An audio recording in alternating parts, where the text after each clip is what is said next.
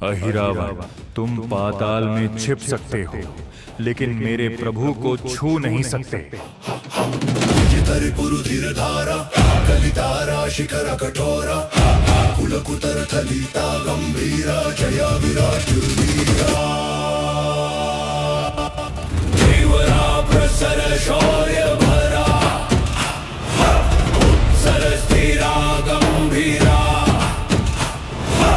उग्रमा शौर्य भाव रौद्र मानव भीतिर्मा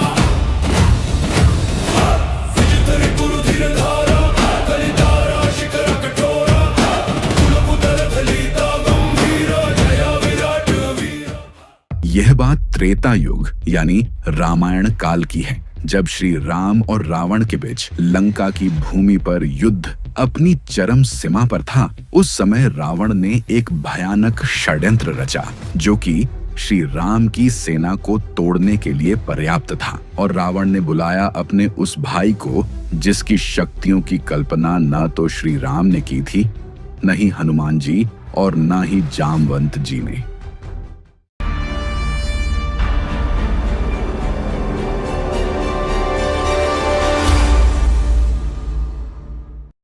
लंका की युद्ध भूमि पर भगवान राम और लक्ष्मण रावण की सेना का संहार करके थके हुए विश्राम कर रहे थे। हनुमान जी ने अपनी पूंछ को बढ़ाकर एक अभेद्य घेरा बना दिया था। रात्रि काल में चारों ओर सन्नाटा था। तभी एक अंधेरी शक्ति ने श्री राम के शिविर को घेर लिया। वह काली भयंकर शक्ति थी अहिरावण की, लंकापति रावण का भाई। अहिरावण पाताल लोक पर राज करता था। वह महामाया का उपासक और तंत्र मंत्र का सिद्ध तांत्रिक था। आधी रात का समय था।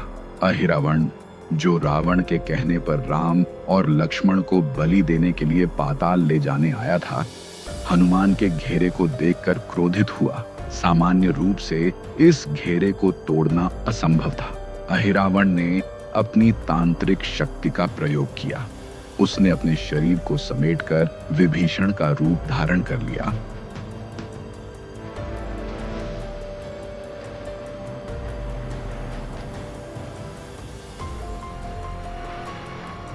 मीठी आवाज में हनुमान जी से कहा, पवन पुत्र, मैं रात को आपके साथ प्रभु की सेवा करना चाहता हूँ।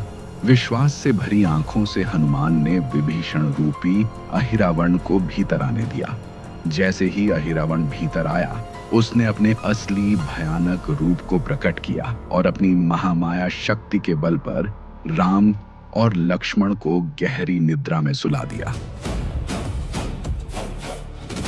उन्हें अपने कंधे पर रखकर वह तुरंत एक गुप्त सुरंग से होते हुए पाताल लोक की ओर चला गया। जब हनुमान जी की निद्रा टूटी तो उन्हें राम और लक्ष्मण अपने स्थान पर नहीं मिले। विभीषण को जगाया गया। पूरी बात समझते ही हनुमान जी का क्रोध आकाश को छू गया। अहिरावण, तुम पाताल में छिप सकते हो, लेकिन मेरे प्रभु को छू नहीं सकते। कलितारा शिखर कठोरा कुलकुतर थलिता गंभीरा जय विराट वीरा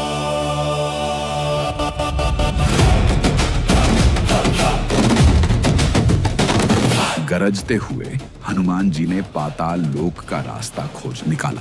हनुमान जी जब पाताल लोक के द्वार पर पहुंचे तो उन्हें द्वारपाल के रूप में एक विशाल और बलशाली वानर मिला। वह उनका अपना पुत्र मकरध्वज था, जिसका जन्म समुद्र में उनकी पसीने की बूंद से हुआ था।